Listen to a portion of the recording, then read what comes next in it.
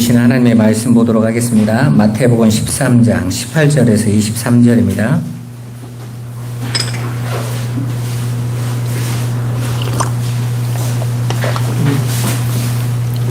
네, 18절에서 23절까지 우리 다 찾았으면 우리 한 목소리로 한번 같이 읽어보겠습니다. 그런즉 씨 뿌리는 비유를 들으라. 아무나 천국 말씀을 듣고 깨닫지 못할 때는 악한 자가 와서 그 마음에 뿌려진 것을 빼앗나니 이는 곧 길가에 뿌려진 자요 돌밭에 뿌려졌다는 것은 말씀을 듣고 즉시 기쁨으로 받되 그 속에 뿌리가 없어 잠시 견디다가 말씀으로 말미암아 환난이나 박해가 일어날 때에는 곧 넘어지는 자요 가시떨기에 부러졌다라는 것은 말씀을 들으나 세상의 염려와 재물의 유혹에 말씀이 막혀 결실하지 못하는 자요 좋은 땅에 부러졌다라는 것은 말씀을 듣고 깨닫는 자니 결실하여 어떤 것은 100배, 어떤 것은 60배, 어떤 것은 30배가 되느니라 하시더라. 아멘. 우리는 지난 시간부터 씨 뿌리는 자의 비유에 대해서 살펴보고 있죠. 그리고 이 비유는 예수님께서 우리에게 옥토가 돼야 된다라고 말씀하신 것이 아니라 오히려 우리의 처음 자리, 우리의 모습이 길가요, 돌밭이요, 가시떨기다라고 가르쳐 주시면서 그곳에 예수라는 거룩한 씨가 없으면 절대로 그들은 열매 맺을 수 없는 자다라는 것을 가르쳐 주시고 예수라는 거룩한 씨로 말미암아 그 저주받았던 밭이 예수의 십자가의 대속으로 옥토로 변하게 되는 은혜의 역사임을 보여주고 있는 것이었습니다. 요한복음 12장 우리 23절에서 24절 한번 같이 읽어보겠습니다. 예수께서 대답하여 이르시되 인자가 영광을 얻을 때가 왔도다. 내가 진실로 진실로 너희에게 이르노니 한 알의 밀이 땅에 떨어져 죽지 아니하면 한 알 그대로 있고 죽으면 많은 열매를 맺느니라. 아멘. 땅 곧 밭이 옥토가 되어서 열매가 맺어지는 게 아니라 한 알의 씨가 땅에 떨어져 죽어야 많은 열매를 맺는다는 말이죠. 그러니까 원래는 이 땅은 열매가 없는 씨가 없는 땅이에요.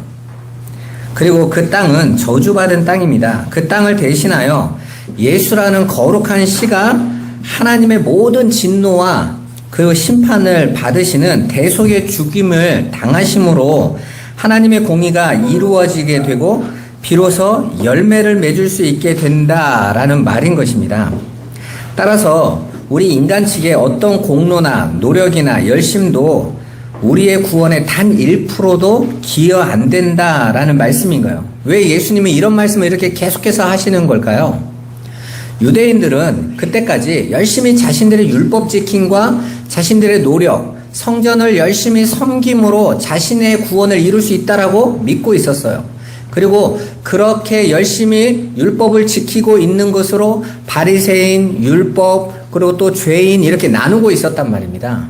그래서 바리새인들은 오히려 자신들은 구원이 차고 넘칠 자격을 가진 자들이라고 오해하고 있었어요. 바로 그들을 향해서 예수님께서는 너희는 밭이고 그 밭은 절대로 열매 맺을 수 없다라고 선언하시는 것입니다. 그래서 예수님께서 오늘 말씀하시는 말씀의 핵심은 오직 씨에 의해 열매가 맺어서 하나님의 백성인 저와 여러분들이 천국 백성이 된다라는 거예요. 그런데 오늘 본문에서 볼 때 그렇게 하나님이 감추신 비밀을 보지 못하고 깨닫지 못하는 길가, 돌밭, 가시떨기로 사는 자들이 등장하는 거죠. 그들은 누구인지 오늘 한번 살펴보도록 하겠습니다. 예수님이 말씀하시는 길가, 돌밭, 가시떨기는 선악과를 따먹고 자기 스스로의 힘으로 자신의 구원을 이룰 수 있는 열매를 맺을 수 있다라고 여기고 있는 자들. 그래서 하나님의 은혜의 복음을 거절하고 예수 그리스도의 십자가의 은혜를 별거 아닌 것처럼 여기고 있는 자들, 그렇게 예수 그리스도의 십자가를 부정하는 자들을 말하고 있는 거예요. 오늘 본문에서 예수님은 그런 길가와 돌밭과 가시떨기 밭의 상태를 설명해 주십니다. 첫 번째로 길가밭은 천국의 말씀이 떨어졌는데 그 말씀을 듣고도 깨닫지 못해서 악한 자가 와서 그 말씀을 빼앗아가는 상태다 이렇게 말씀하세요. 제가 예전에 우리 목사님이 이런 설교를 많이 하셨어요. 이 길가 설교를 하면서 졸면 마귀가 와서 말씀을 채간다는 거예요. 그래서 조는 사람을 길가다 이렇게 말씀해서 고작 예수님이 조는 사람 때문에 이런 중요한 말씀 하시겠어요, 여러분? 근데 대부분 목사님들은 졸면 뺏어간다. 그래서 못 들으니까. 너무 순진한 생각이죠. 성경에는 그런 길가 같은 존재가 어떤 사람인지 잘 나와 있어요. 창세기 19장 12절에서 14절로 한번 가보도록 하겠습니다. 그 사람들이 롯에게 이르되 이 외에 내게 속한 자가 또 있느냐? 내 사위나 자녀나 성 중에 내게 속한 자들을 다 성 밖으로 이끌어내라. 그들에 대한 부르짖음이 여호와 앞에 크므로 여호와께서 이곳을 멸하려고 우리를 보내셨나니 우리가 멸하리라. 롯이 나가서 그 딸들과 결혼할 사위들에게 말하여 이르기를 여호와께서 이 성을 멸하실 터이니 너희는 일어나 이곳에서 떠나라 하되 그의 사위들은 농담으로 여겼더라. 아멘. 자, 롯이 하나님의 사자로부터 이제 소돔에 임할 심판의 경고를 듣고 그 임박한 경고를 사위들에게 전해줍니다. 그런데 사위들의 반응이 어떻게 나옵니까?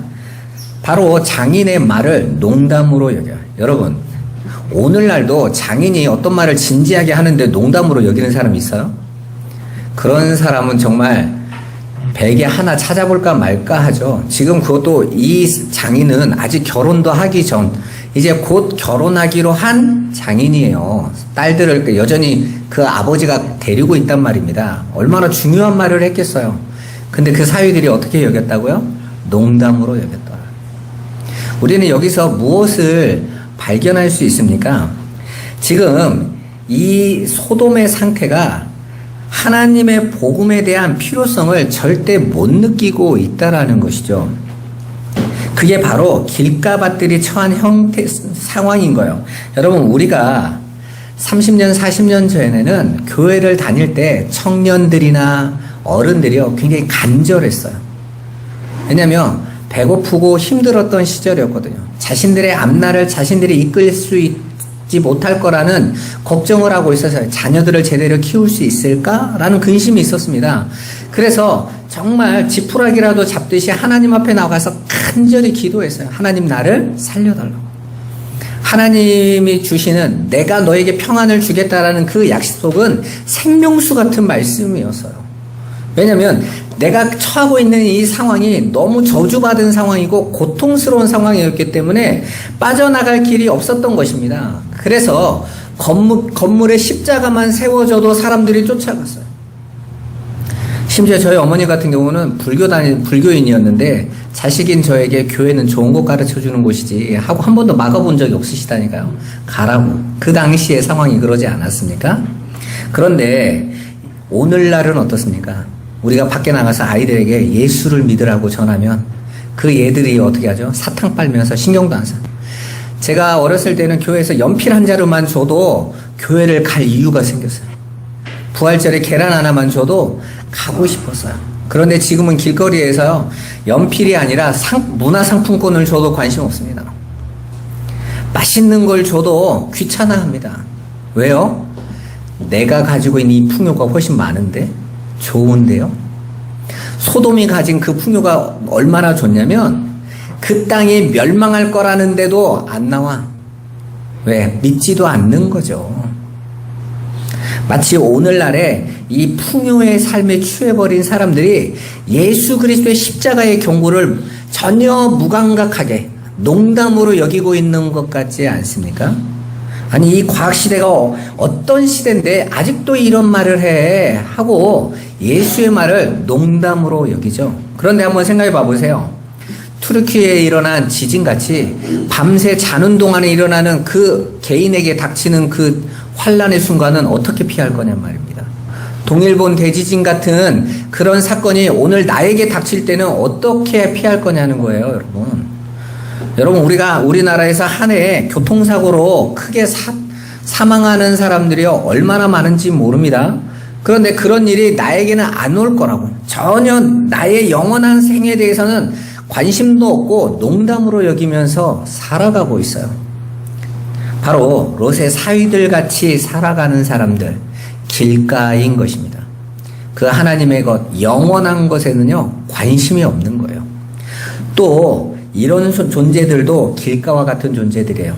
바리새인들처럼 자신들의 삶과 행위에 대해서 만족하면서 또 그 삶에 나는 이 정도면 됐어, 나는 이 정도면 예수 믿는 것으로 완전해 라고 스스로 만족하고 살고 있는 상태가 길가의 상태인 거예요. 나는 율법도 잘 지키고 만족스러운 신앙생활을 하고 있는데 왜 또 예수라는 존재가 나와서 자기를 믿어야 되고 회개해야 된다고 하고, 쉽게 말해서 나의 신앙의 패러다임을 다 바꿔버리라는 거죠. 내가 왜 그래야 돼? 내가 지금까지 나면서부터 율법을 다 지키고 이렇게 쌓아온 것으로 나는 이것으로 이제 잘 가고 있는데 왜 그래야 돼? 라는 거예요. 오늘날 우리 한국교회의 모습도 바로 그런 모습 아닙니까? 우리는 너무 오랜 시간 동안, 거의 한 100년 동안 신앙생활에 너무 익숙해져 있어요. 너무 신앙생활에 익숙해져 있어서 그냥 그렇게 열심히 교회 다니면 헌금하고 그냥 예배 잘 드리고 목사님 말씀 잘 듣고 이러면 그냥 구원 받을 거라는 그런 막연한 신앙생활로 우리가 습관적으로 와 있었단 말이에요. 그런데 그 말씀의 패러다임을 바꿔서 그게 아니라, 그런 인과율적인 신앙이 아니라 하늘의 것, 영원한 것 대신 예수 그리스도를 알아가야 된다라는 그 말씀이 이해가 안 되는 거죠.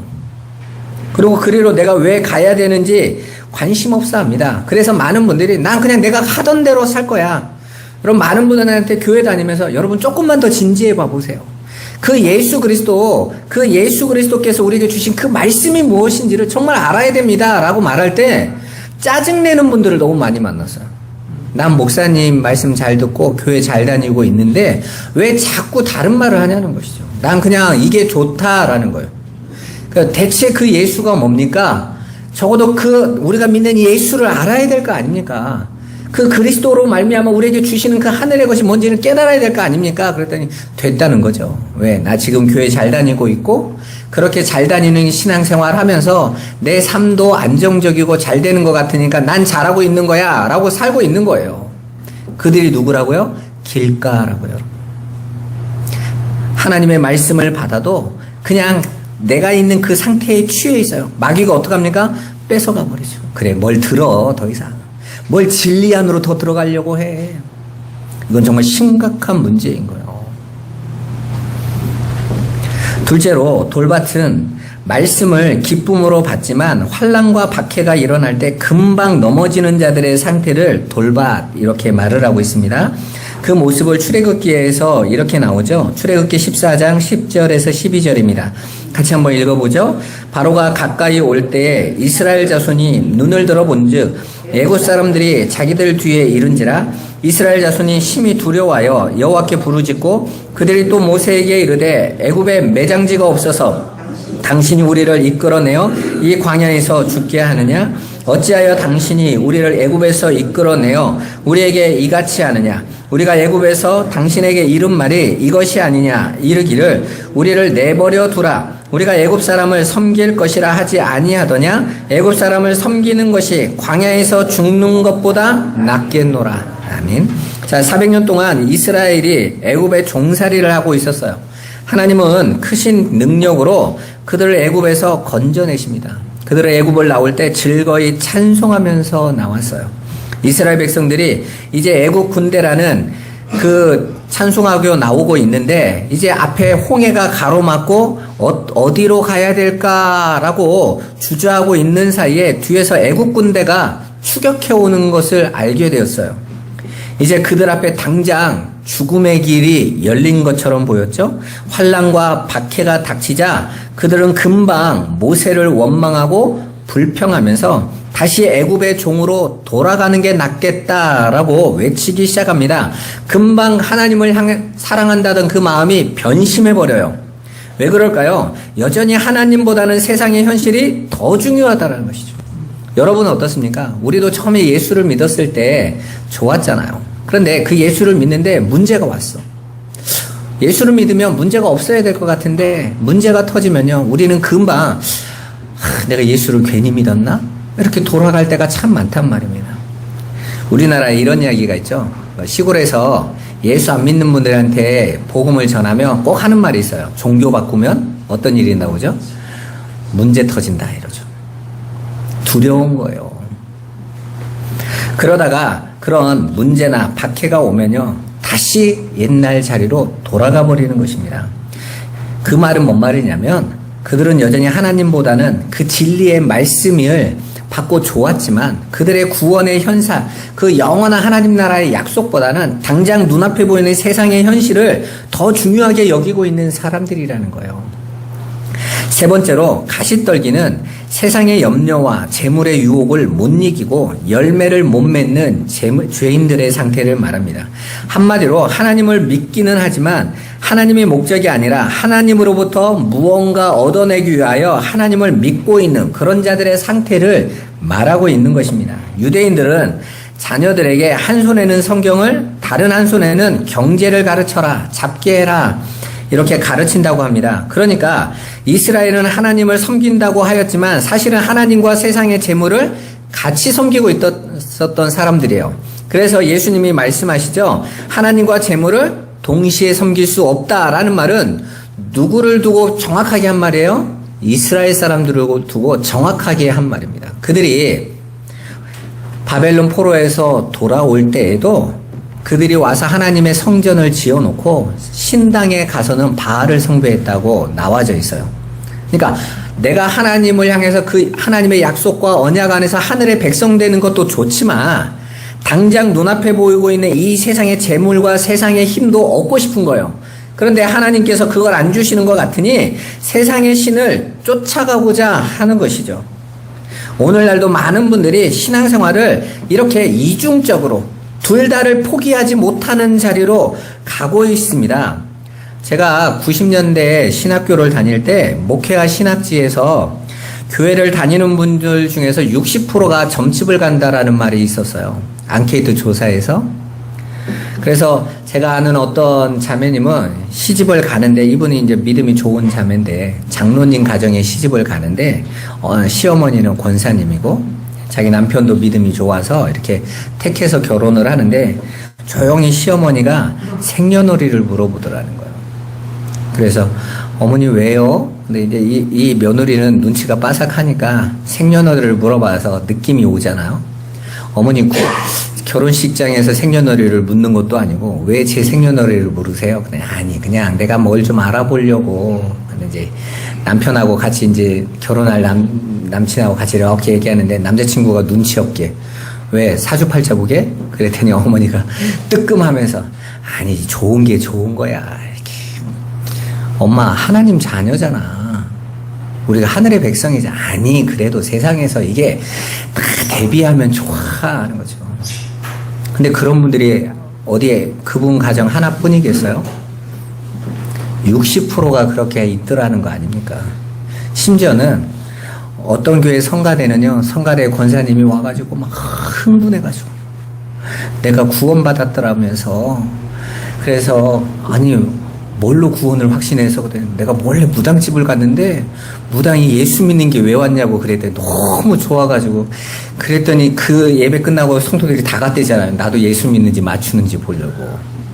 아니 무당이 가르쳐줘야 돼요? 우리의 신앙과 우리의 구원을 무당이 알려줘야 확신을 할 수 있는 수준이냐고요. 근데 한국교회 성도들이 그렇게 간다니까요. 왜요? 말씀이 없으니까. 그들은 지금 하나님이 이 땅에 현현하셔서 보여주시는 그 하나님의 말씀, 기록된 말씀 안에서 역사하신 하나님의 그 약속의 말씀으로 하나님이 계시는 걸 안 믿는다니까요. 보여지고 나타나고 들려지고 이게 하나님인 줄 알아요. 그러니까 엉뚱한 것을 쫓아가는 것이죠. 특히 그렇게 이 세상의 것으로 힘을 얻고 가려고 하는 것입니다. 그렇게 영원한 하나님 나라보다는 눈에 보이는 이 세상의 것에 우리는 여전히 집착하고 있다라는 것을 하나님께서는 정확하게 알고 계시고 그 사실을 가르쳐 주세요. 그런데 중요한 것은 위의 새 밭의 모습이 여전히 구원받은, 그리고 이 자리에 앉아있는 저와 여러분 안에 공존하고 있다는 사실 아닙니까? 우리도 여전히 돌밭 같고 가시떨기 같은 구원을 받은 우리 안에도 여전히 그 모습은 나타나 있어요. 함께하고 있습니다. 우리는 열심히 신앙생활을 하고 있지만 여전히 환난이 오면 불평하기도 하고 하나님을 원망하고 두려워하기도 합니다. 세상의 염려나 재물의 유혹에 우리는 항상 흔들려요. 심지어 재산이 조금 늘어나기만 해도 삶이 조금 편안해지기만 하면 하나님의 말씀이 점점 지루해지고 또 듣기 싫어질 때도 있습니다. 그렇게 교회를 떠난 사람들이 우리 주변에 얼마나 많이 있습니까? 많은 사람들이 나도 옛날에 예수를 믿어봤어 하는 사람 중에 많은 분들 중에 거의 50%는 세상의 풍요에 취한 거예요. 이전에는 내가 약하고 힘이 없을 때는 예수 그리스도의 은혜가 나의 위로고 소망이었는데 이제는 세상이 물질이 그것들이 나에게 힘을 주니까 이제는 그 예수가 평안 안 줘도 세상의 평안으로 내가 살 수 있더라라는 거죠. 그러니까 어느 날 서서히 이제 하나님의 말씀은 귀찮은 간섭으로 들리는 거예요. 주일날마다 나와서 하나님께 예배하는 것은 내 시간을 좀 먹는 것 같은 거죠. 그런 유혹이 얼마나 우리 안에 많습니까? 그래서 뒤에 나오는 알곡과 가라지의 비유를 보면 애써 좋은 밭이 되어도 그 좋은 밭에 마귀가 와서 가라지를 뿌리고 간다라고 이야기하고 계세요. 그리고 심지어 하나님은 그것을 놔둬라 라고 또 허락까지 하십니다. 종들이 가라지를 뽑을지 물어봤을 때 그냥 놔두라고 하시잖아요. 그러면 그렇게 가라지가 함께 자라는 밭이 어떻게 좋은 밭이라고 말할 수 있겠어요? 그죠? 온통 가라지 투성일 텐데. 따라서 이 세상에 좋은 밭은 하나도 없습니다. 제가 여러 번 말씀드렸죠. 옥토는 없어요. 그러니까 옥토로 만들자, 옥토가 되자라는 것은 오늘 예수님이 하고 싶어하는 내용이 아니란 말입니다.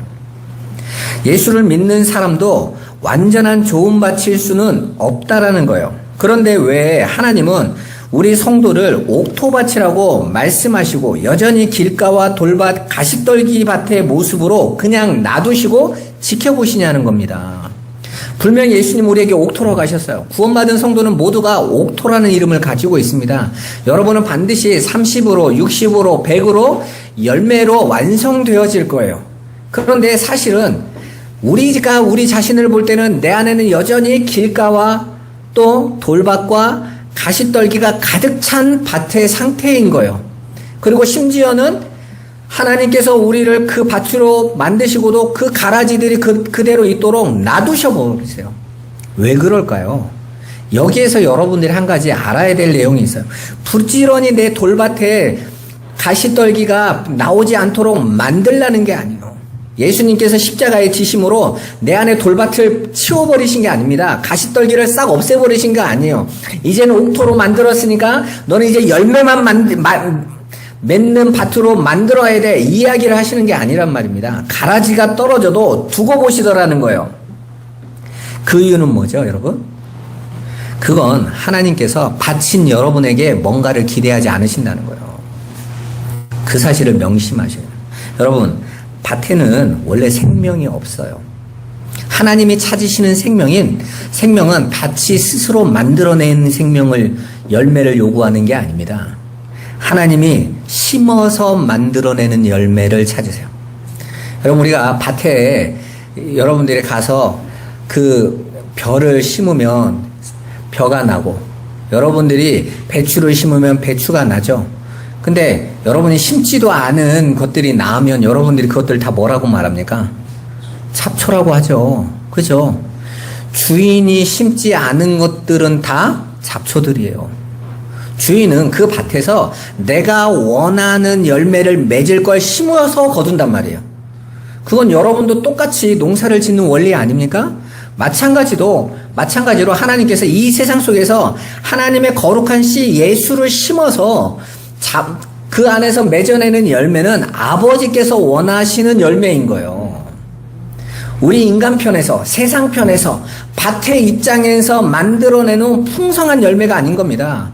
마치 주인이 가만히 놔두면 그 밭에는 밭이 만들어내는 잡초로 무성해져 버리죠? 그것들은 다 버려버려야 될 것들 아닙니까? 그렇게 밭에는 생명이 없어요. 생명은 심어지는 씨에 있는 것입니다. 따라서 우리는 우리의 밭을 갈아 옥토로 만드는 것을 신앙생활의 이유와 목적으로 삼는 것이 아니라 우리 밭이라는 것 자체가 길가 같고 돌밭 같고 가시떨기가 무성한 밭 같은 것임을 깨닫고 그 안에 거룩한 씨가 오셔서 오직 하나님의 은혜로 심기어졌다라는 것을 깨닫는 거예요. 그래서 여전히 길가밭이고 돌밭이고 가시떨기 밭인 우리 모습을 날마다 들키면서 하나님의 거룩한 씨의 능력을 더욱더 의지하는 자리로 가는 거란 말입니다. 그래서 바울이 시작도 십자가요, 끝도 십자가였던 거예요. 우리가 예수 그리스도의 십자가로 구원을 받았잖아요.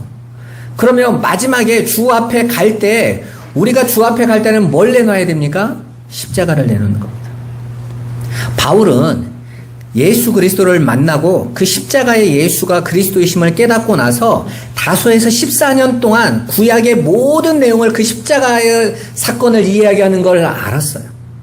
그리고 그걸로 구원받았습니다. 그리고 그걸로 복음을 전했던 사람이에요. 그런데 그가 죽는 날에도 무엇만을 이야기하던가요? 십자가만을. 내가 얼마나 발전했고, 내가 얼마나 많은 교회를 세웠고, 내가 얼마나 많은 사람을 전도했고가 아니라 나는 예수 그리스도의 십자가 아니면 안 되는 자야. 그거 하나 붙잡고 가더라는 것이죠. 그 가운데 무슨 일이 있습니까? 로마서에 이렇게 기록되어 있죠. 오라 나는 곤고한 자로다.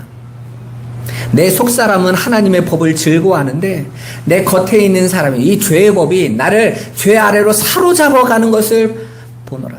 날마다 죄의 법 안으로 나는 매일같이 끌려가더라. 내가 이겨본 적이 없어. 그 안에서 바울이 고백한 게 뭐죠? 생명의 성령의 법이 죄와 사망의 법에서 나를 해방했다는 그 약속, 그것만이 진짜더라는 거예요. 그 십자가만이에요. 그러니까 바울에게는 처음 예수를 만났을 때의 그 십자가보다 점점 더 십자가가 더 또렷해져 가고 있었던 거예요. 나는 여전히 길가고, 나는 여전히 돌짝이고, 나는 여전히 가시떨기밖에 없더라는 거예요. 이 밭 안에는 가라지밖에 안 나오더라는 거예요. 그런데 거룩한 씨의 능력으로 나를 구속해 주셨으니 얼마나 감사한가. 그게 하나님의 능력이구나. 하나님은 그 창조의 역사로 나를 당신의 백성으로 만들어 버리신 거구나. 거기에서 감격한 거예요. 그게 옥토들인 것입니다. 우리는 옥토하면 뭐든지 좋아야 된다고 생각해요. 그래서 모두가 자기가 옥토임을 증명하려고 살아간다는 거예요. 얼마나 많이 거룩하게 예배 잘하고 또 전도하고 성경 말씀 안에서 내가 다 보여드릴게요. 마치 예수님 앞에 한 율법사가 내게 요구만 하세요. 내가 당신이 말한 거 다 해볼게요. 내가 나면서부터 율법도 다 지켰고, 예수님이 말씀하시죠. 너 그러면 가서 이웃을 사랑해. 그때 누가 내 이웃입니까? 라고 그러잖아요. 내가 가서 사랑해버릴게요. 예수님이 사마리아 비유를 던지시죠. 너 죽은 자인데 네가 어떻게 사랑을 해? 너 엠마오로 가다가 강도 만나서 매 맞고 거반 죽어서 손끝 하나도 움직일 힘이 없고 남이 너를 돕지 않으면 아무것도 할 수 없는 시한부생 식물인간 같은 상태로 빠져 있는데 네가 어떻게 남을 살려? 남이 널 살려줘야지. 그러니까 예수님 말씀이 너무 재밌잖아요. 가서 내 이웃을 사랑해 그래놓고 그 사랑할 수 있는 존재의 상태가 거반 죽은 자야. 사랑할 수가 없어요. 이러면요, 사실은 글로 표현하면 논리성이 떨어지는 글이거든요. 이런 거로. 아니, 가서 이웃을 가르쳐 주겠다고 해놓고 그 이웃이 죽어가는 이웃을 말해주는 게 아니라 네가 죽었어 이렇게 말을 하면 어떻게 하라는 거예요, 나보고. 예수님이 하시는 말씀은 그거죠. 하나님이 너를 살려야 되지. 그리고 그게 진짜 네 이웃인데 그 사랑 네가 받아서 그 사랑 온전히 가지고 있고 나를 살려주신 이 사마리아, 세상에서는 버림받고 비웃음 당하는 이분이 나를 사랑하시는 참 구원자구나 라는 거 아는 거, 그걸 뭐라고 한다고요? 하나님 사랑하는 걸로 이해해 주겠다고요. 받아주겠다고. 여러분, 우리가 갓난아이를 키울 때 갓난아이가 엄마 아빠에게 어떻게 사랑을 줍니까? 그들은 사랑을 베풀 능력이 없는데, 근데 엄마 아빠는 아이가 자기를 사랑하는 줄 알아요. 어떻게 알죠? 그냥 엄마 아빠의 사랑을 아이는 그냥 받아요. 그냥. 그리고 즐거워해, 그 사랑. 그리고 엄마 아빠를 바라봐. 근데 엄마 아빠는 그렇게 자기만 바라보고 있는데 너무 행복해. 내 사랑을 받아주고 있는 내 자녀가 있다라는 게 너무 행복한 거예요. 하나님도 마찬가지라니까요. 하나님의 그 사랑, 십자가의 그 사랑을 여러분들이 값없이 받고 그것으로 기뻐하고 즐거워하고 그 은혜를 찬송하고 있는 걸 하나님은 기뻐하신다니까. 그리고 그걸로 너희가 나를 사랑하는 거지 이렇게 여겨주신다니까요. 그래서 로마서에서는 로기조마이라는 단어가 굉장히 많아요. 여겨주신다. 그러니까 우리가 뭔가를 해서 맞아 됐구나가 아니라 그냥 여겨주시는 거예요. 할 수 없는데 그냥 한 것처럼 여겨주신다는 것이죠. 여러분들이 예수 그리스도의 십자가로 말미암아 여러분이 이제 죄 없는 자로 여겨주시는 거예요. 그러니까 바울은 바로 그 지점에서 하나님의 은혜를 아는 거예요. 그리고 그 상태가 어떤 상태라고요? 옥토라고요. 그러니까 그 옥토에는 여전히 길가가 있고 돌짝이 있고 가시떨기가 여전히 남아있어요. 가라지도 여전히 있어요.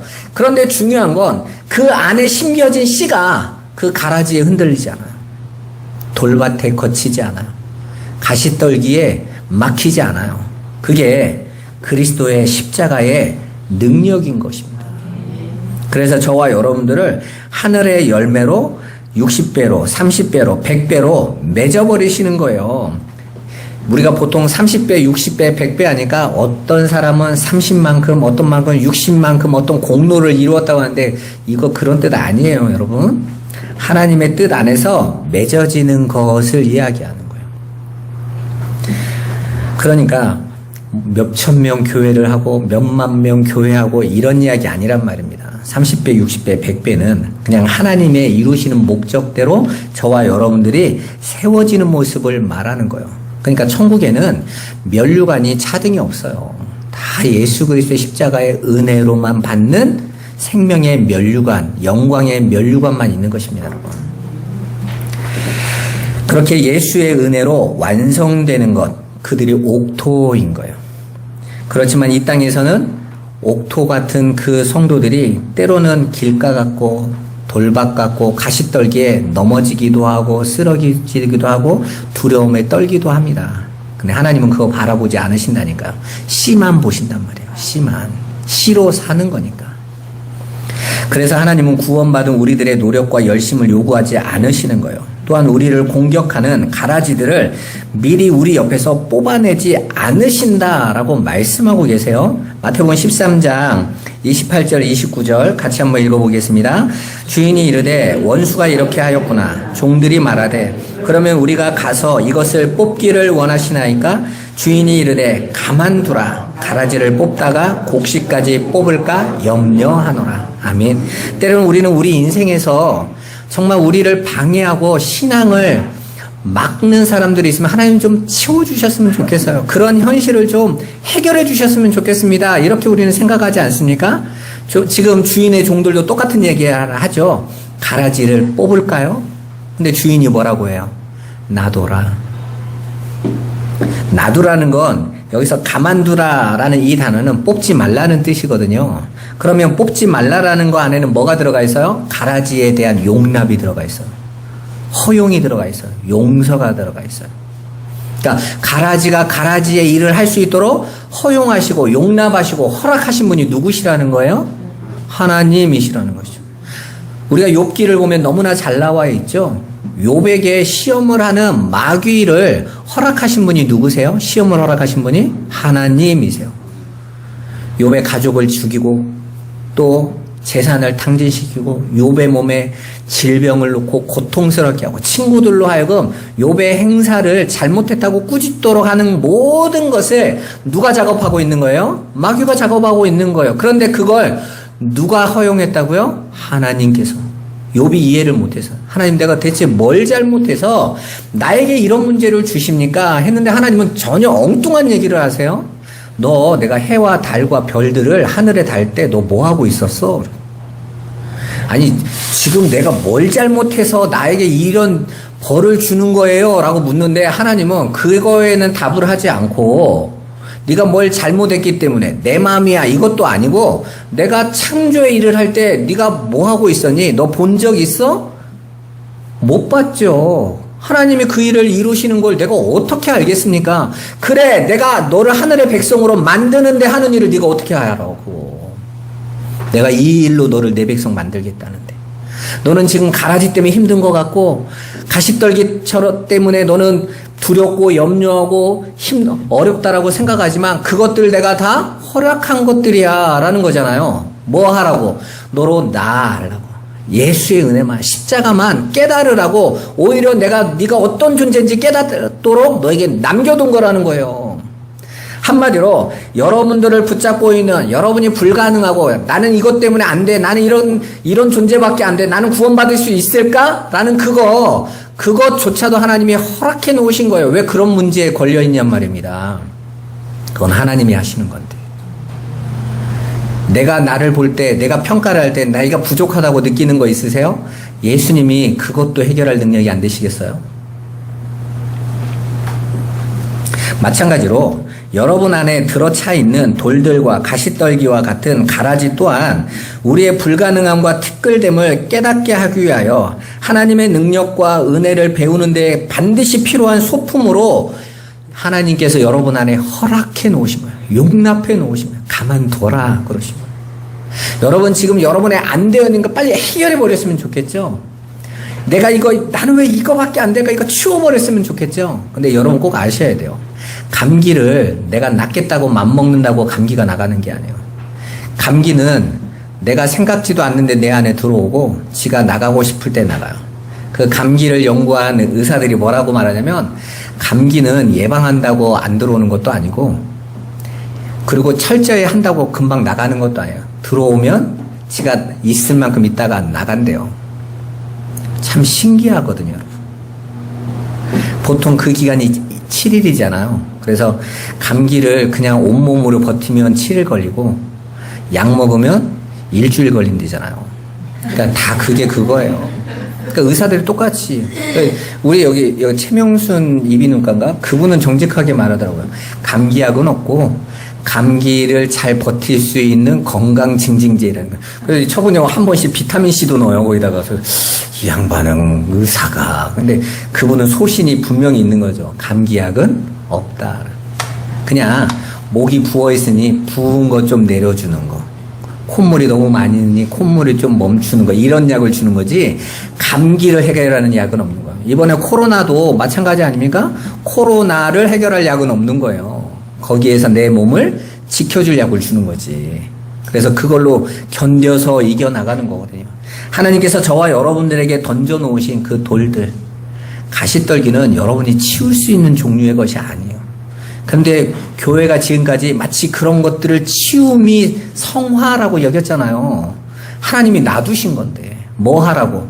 너 원래의 자리가 피조물의 자리야. 내 은혜가 아니면 안 되는 존재라고. 그러니까 너는 나만 전적으로 의지하고 나와 함께 해야 되는 자야 라는 거 깨달으라고 하나님께서 놔두신 거예요. 그래서 우리는 예수를 믿고 주일날 하나님의 은혜로 내가 이제 살 수 있겠구나 했는데 일주일 가보면 또 가시 보이고 돌밥 보이고 나만 그런 게 아니라 모두가 그렇단 말입니다. 그런데 어떤 자들은 거기서 어디를 봐요? 나를 보는 게 아니라 마귀는 나를 보게 해요. 그런데 성령은 하나님을 보게 해요. 약속을 보게 해요. 괜찮아. 생명의 성령의 법이 괜찮다고 했잖아. 끝 했잖아요. 그죠, 여러분? 여러분, 우리나라 사람들은 법에 대한 것을요, 그런 기계적인 법칙에 우리나라 법률에 나와 있는 그 법률에 대해서 여기는 것보다 감정적인 게 먼저래요. 그래서 어떤 사람이 법에서 나오는 최고형으로 때려도 우리 국민 감정이 그거보다 안 좋으면 판사가 말이야 저런다고 판사질을 해고. 근데 그 판사는 법에 정한 거 이상은 할 수가 없는 존재잖아요. 딱 법에 써있는 기록대로 하는 거거든요. 자기가 봤을 때에. 근데 우리는요 감정적으로 접근해요. 근데 그 모습이 딱 하나님 말씀도 똑같이 와요. 감정적으로 먼저 접근해요. 하나님 말씀이 예수 그리스도 안에서 끝 했는데도 내가 날 보니까 나는 안 끝난 것 같아. 그러고 있는 거예요. 마귀가 얼마나 좋아하겠어요. 내가 너를 사랑해. 그래. 거기에 있어라. 그러죠. 근데 성령께서는 정신 차려라. 내가 이렇게 계속 말하고 있잖아. 그거 아니라고. 생명의 성령의 법 안에 있으라고. 약속 안에 있으라고. 여러분, 우리가 아브라함을 보고 이삭을 보고 야곱을 보면 결국은 어떤 사람들입니까? 하나님의 약속을 붙잡지 못하고 계속 흔들리는 거예요. 그러다가 마지막에는요, 그 약속에 딱 서는 거죠. 말씀에 딱 붙잡는 거예요.